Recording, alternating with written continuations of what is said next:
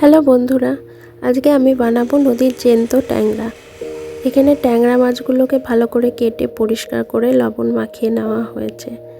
এরপরে বেগুন আলু কেটে জলে ভিজিয়ে রাখা হয়েছে। তারপরে তেলের মধ্যে কাঁচা লঙ্কা, পেঁয়াজ, আদা রসুন বাটা, লবণ এবং সমস্ত রকমের গুঁড়ো মশলাগুলো একের পর এক দিয়ে ভালো করে কষানো হয়ে গেলে বেগুন আলুগুলো মশলার মধ্যে ভালো করে ঢেলে এভাবে মশলার সাথে মিশিয়ে নিতে হবে। তারপরে মশলার মধ্যে ট্যাংরা মাছগুলো একটু পরে ঢেলে ট্যাংরা মাছগুলো মশলার সাথে ভালো করে মিক্স করে নিতে হবে।